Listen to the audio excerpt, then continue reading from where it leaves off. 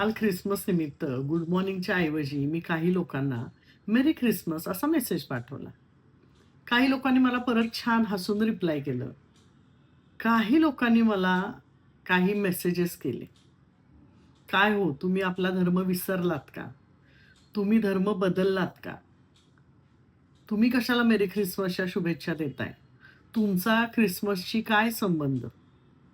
तुमच्याकडून ही अपेक्षा नव्हती.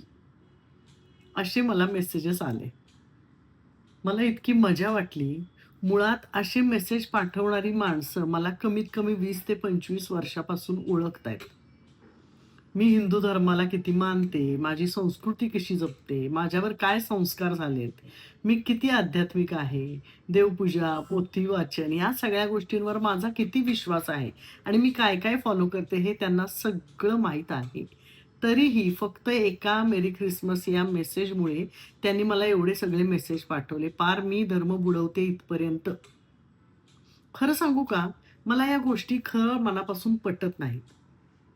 आपण आपल्या धर्माचा आदर करतो, आपला धर्म फॉलो करतो म्हणून इतर धर्माचा अनादर करावा किंवा त्या धर्माचा आनंद घेऊ नये, त्या धर्माच्या आपल्या मित्र-मैत्रिणींच्या आनंदात सहभागी होऊ नये, असं कोणी सांगितलंय? माणूस म्हणून समोरच्याकडे बघा, त्याचा आनंद पहा, त्यात सामील व्हा. एका मेरी ख्रिसमस या मेसेजमुळे हिंदू धर्म कुठे बुडणार आहे? एका मेसेजमुळे बुडण्याइतका आपला धर्म तकलादू आहे का?